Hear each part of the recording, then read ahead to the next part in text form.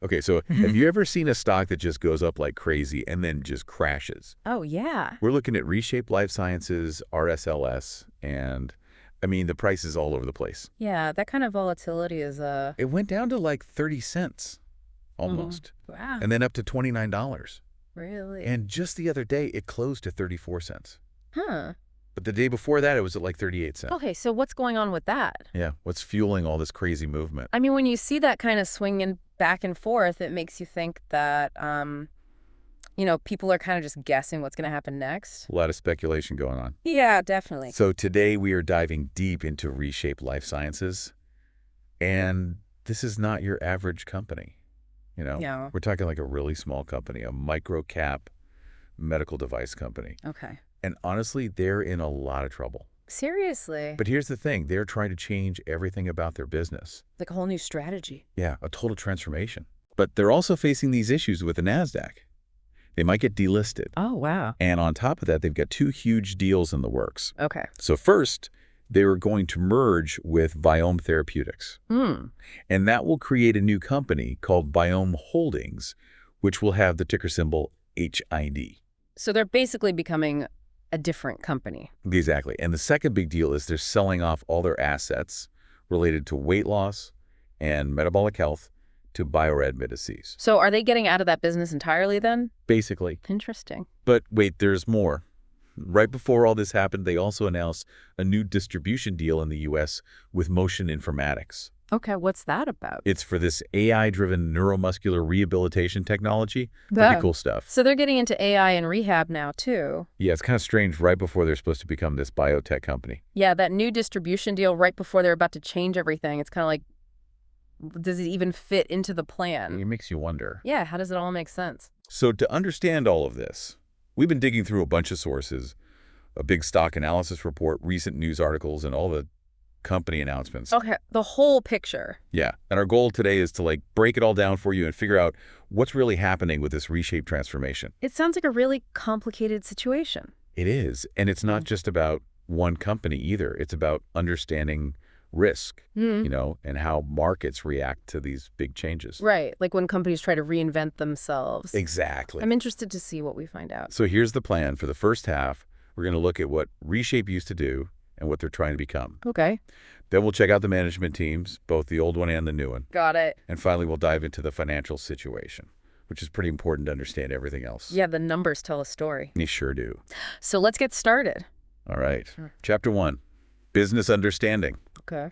Before all this craziness, ReShape was all about weight loss medical devices, mainly the lap band and the Obalon gastric balloon. Okay. They made most of their money selling these devices to hospitals and surgery centers. Right.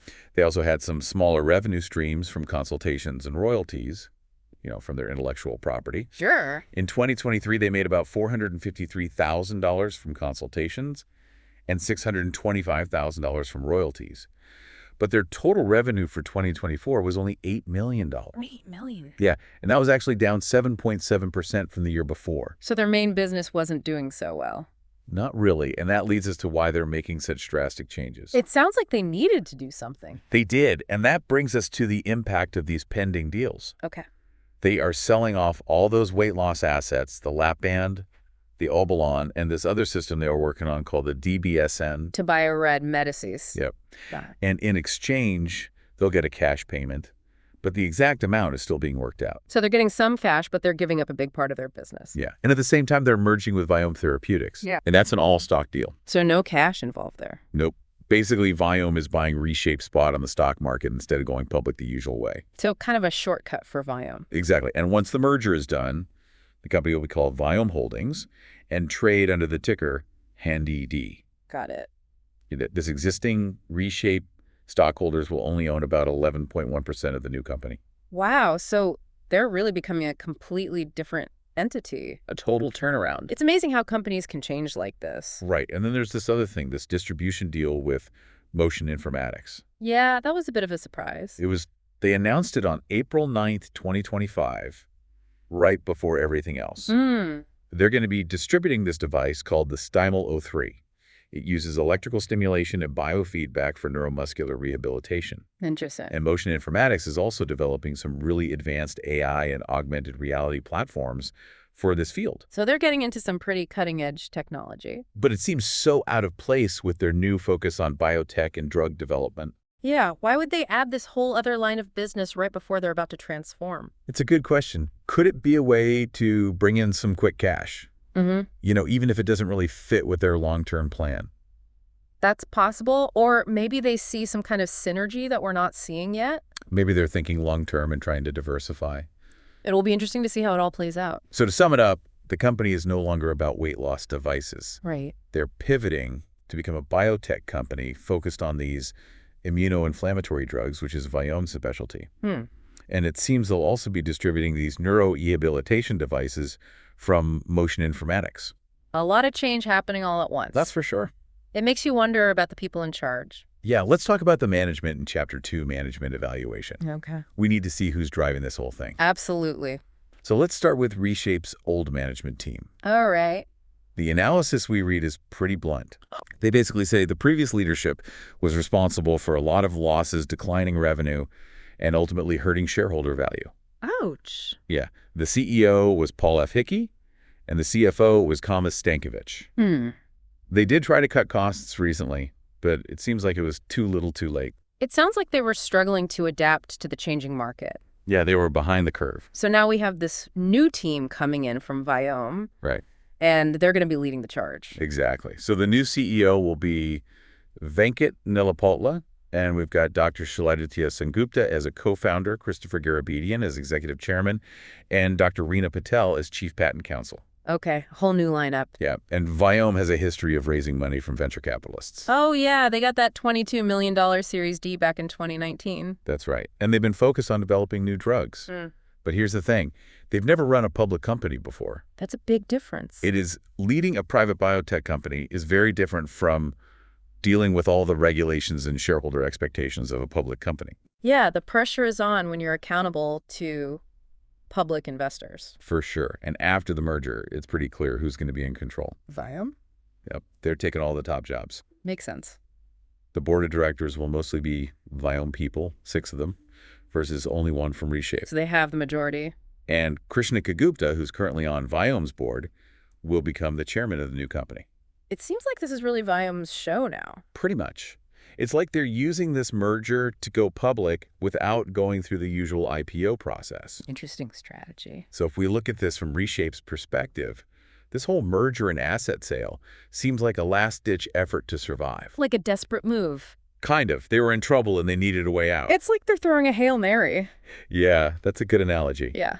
So how do we evaluate the management? Well, the old ReShape team's track record isn't great. Right. And the new Vyome team is untested in the public market. They may be great scientists, but can they handle Wall Street? That's the big question.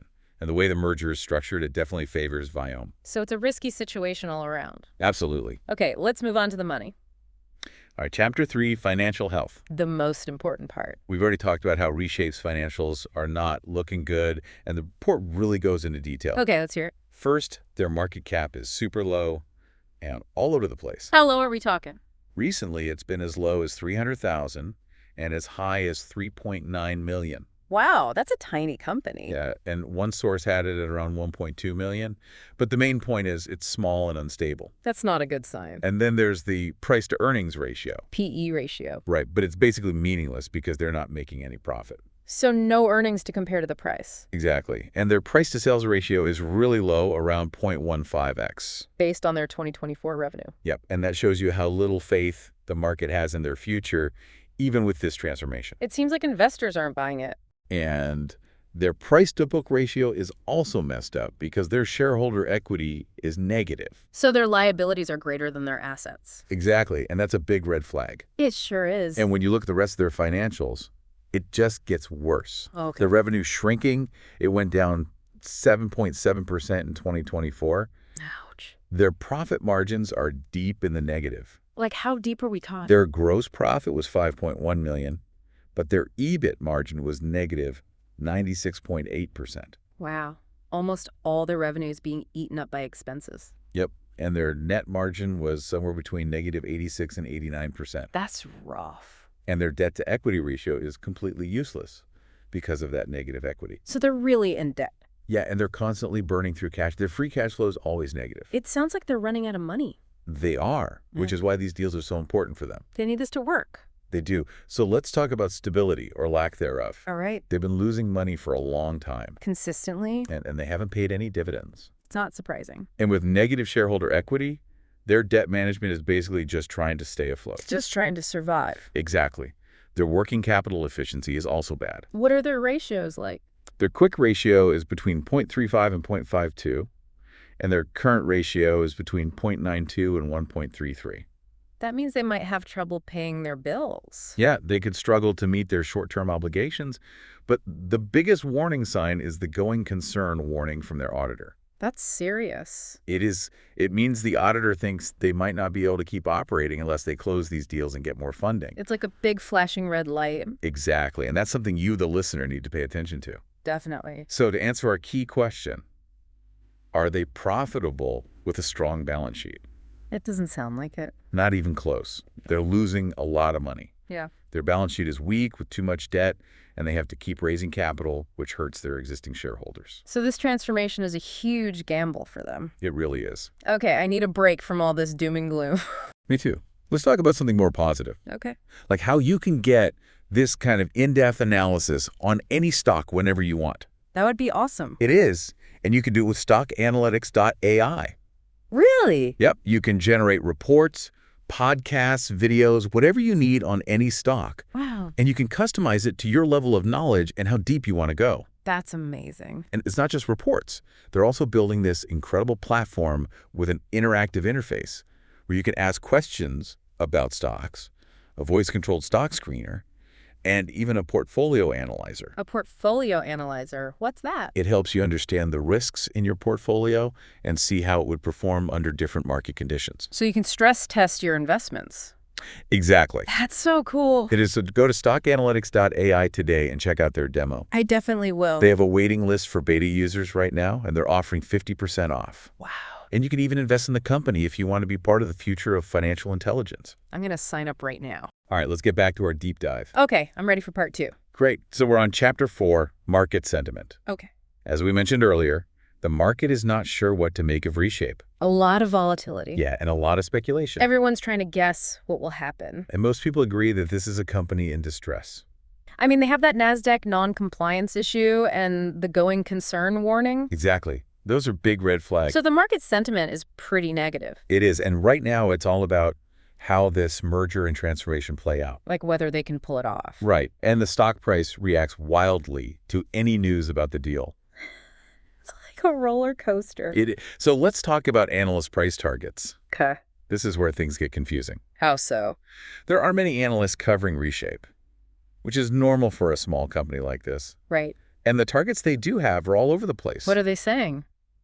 Some have a strong buy rating with an average target of $6.32. $6.32. Yeah, which seems way too high considering their situation. It does? Then there's Fintel with a target of $1.02. Much lower. Yeah, but that was based on old projections from last July, so who knows if it's still relevant. Probably not. And then there are even older targets floating around that are completely out of touch with reality. So basically, nobody knows what the stock is really worth. It's a big mystery. And what about recent news? How has the market reacted to that? Well, any positive news about the merger or the asset sale tends to bump up the stock price. Makes sense. But it's usually short-lived. The Motion Informatics deal actually had a good impact. People liked that. They did. But then you have the financing announcements, which are a mixed bag. How so? They need the money, but it also dilutes the shares for existing investors. Right. And there was some good news about patents for their old diabetes technology. That's a plus. But the market didn't react well to their latest financial results. So the underlying problems are still there. Exactly. And then there are the NASDAQ non-compliance notices, which keep reminding everyone that they're in trouble. Those are definitely not helping. So the market is reacting emotionally to every little piece of news. It's a lot of noise. It is. And that's why the stock price is so volatile. So what about short interest and options activity? Are people betting against the company? Yeah, there's a lot of short interest, around 12.81%. That's significant. It is. But what's really crazy is the borrow rate. What's that at? It's between 800 and 900% APR. Whoa, that's huge. That means it's super expensive to short the stock. So people are really paying a lot to bet against it. They are, but the days to cover is pretty low because of the high trading volume. So they can cover their positions quickly if they need to. Yep, and there's also a lot of short selling happening off exchange. So even with the high cost, there's still a lot of people who think the stock is going down. It's a risky bet, but some people are willing to take it. Okay, let's move on to Chapter 5, ownership structure. All right, so who actually owns ReShape? Yeah, who are the major players? Well, institutional ownership is tiny, Like how tiny? less than 1%. Yep, and the few institutions that do hold shares only have small positions. So not much interest from big investors. Not really. You see some familiar names like UBS Fidelity and Vanguard, Right. but those are probably just passive investments through index funds. They're not actively managing those positions. And there hasn't been much insider buying or selling lately. Okay. But what's interesting is that a lot of the ownership is concentrated among these financing entities. What kind of entities? Companies like CVI Investments, Bigger Capital Fund, First Fire Leonite, and others. So these are the companies that have been lending ReShape money. Exactly. And they now own a big chunk of the company. That's common for companies in distress. It is. They need the money, and these financiers are willing to provide it, but they often have different goals than regular investors. They're not necessarily looking for long-term growth. Right. They're more focused on getting their money back. Makes sense. And this merger will significantly change the corporate governance structure. In what way? Well, Viome's team is taking over, We talked about that. and they'll have the majority on the board of directors. Right. So the existing ReShape shareholders are basically becoming minority owners. They're giving up control. Pretty much they approve the deal, but Viome is the one calling the shots now. It's like a takeover. Kind of. Okay, so let's move on to Chapter 6, risk assessment. Okay, time for the SWOT analysis. Yep, that's a good way to summarize the risks and opportunities. So what are ReShape's strengths? Well, the biggest one is that through this merger, they're getting access to Viome's drug development pipeline. Okay. And that pipeline focuses on immunoinflammatory diseases, which is a potentially big market. Could be a lot of growth there. Yeah, and Viome has this U.S.-India R&D model that could save them money. Interesting. Plus, they have that new distribution deal with Motion Informatics, which gives them a foothold in the neurorehabilitation market. So they're diversifying? They are, and they also got the shareholders to approve these deals. That's important. It is, and after the merger, Viome will have a clean balance sheet with no debt. That's a big plus. And there's some potential value in those patents they got for their old diabetes technology. Okay, so those are the good things. But there are also a lot of weaknesses. Like what? Well, their financial situation is a mess. Yeah, we covered that. They're losing money. They have negative cash flow, negative shareholder equity, and that going concern warning, Not good. not at all. Yeah. And they have to keep raising money, which dilutes the value for their current shareholders. Right. Plus, they still haven't resolved those NASDAQ listing issues. So they could get delisted. They could. And as a small company, they don't have a lot of resources. They're limited in what they can do. And they don't have a history of making money or a strong competitive advantage. It's like they're starting from scratch. In a way, they are. And their future is riding on Viome's drug pipeline and the Motion Informatics distribution deal. And those are both unproven. They are. We don't know if those drugs will work or if those devices will sell. And there's not a lot of information available about Viome's clinical trials. So it's a lot of unknowns. That's a lot of risk. It is, but there are also some potential opportunities. Okay, let's hear them. If this transformation works, they could become a major player in biotech and medical devices. Two high-growth industries. And if Viome's drugs get approved, they could really take off. That would be a game changer. It would. And if the Motion Informatics devices are successful, that would be a big win too. So there's a chance this could all work out. There is. Yeah. And they might be able to leverage that U.S.-India R&D model to save even more money. That would be smart. And if they can get back in compliance with NASDAQ, that would remove a lot of uncertainty. So there's a path to success. But there are also some serious threats. Like what? The merger or the asset sale could still fall apart. That would be a disaster. It would, and Viome's drugs could fail in trials or not get approved. That's always a risk with drug development. It is. And they might not be able to sell those drugs or devices effectively. Marketing and sales are crucial. And they might run out of cash and need to raise more money, which would hurt their shareholders. Yeah. And it's not going to be easy to combine two companies with different cultures. Mergers are always tricky. They are. And the market might not believe in their new strategy. They have to win over investors. And of course, they're going to face a lot of competition in both biotech and medical devices. Those are crowded markets. They are. And we can't forget about those potential tariffs in 2025. Oh, yeah. What about those? Well, they could hurt the motion informatics business because they import devices from Israel. If tariffs make those devices more expensive, it could be a problem. Exactly. And it could also affect Vyome's R&D costs if they use imported materials. So there's a lot of potential downside here. There is the SWOT analysis really shows you how risky this whole situation is. It's a high-risk, high-reward scenario. That's a good way to put it. So what's the bottom line? Well, we're in Chapter 7 now, our brief conclusion. Okay. Basically, we have a company in deep financial trouble trying to pull off a very risky transformation. It's a tightrope walk. It is their future depends on things that haven't been proven yet. And the market doesn't seem to believe in them. They have a lot to prove. They do. And according to the analysis, this is not a good investment based on traditional value investing principles. So it's a gamble. It is they're getting rid of their old business and betting everything on a completely new and unproven future. That's a bold move. It is. So here's a final thought for you. If a company does this, throws away its past, and goes all in on something new, is it a phoenix rising from the ashes or just a different kind of risk? That's a great question. It makes you think about how to evaluate companies that are basically starting over. It does, and we hope this deep dive is giving you some valuable insights. It's been really informative. If you want more in-depth analysis like this, be sure to subscribe to the Stock Analytics AI YouTube channel. I'm already subscribed. You can find all the sources we used for this episode in the description. Great. And just a quick disclaimer, this is for informational purposes only. It's not financial advice. And AI played a role in our research and analysis. Thanks for clarifying that. You're welcome. I've learned a lot today. Me too. It's been a wild ride. It has. All right, that's it for today. Thanks for joining us. Thanks for having me. We'll see you next time. See you later.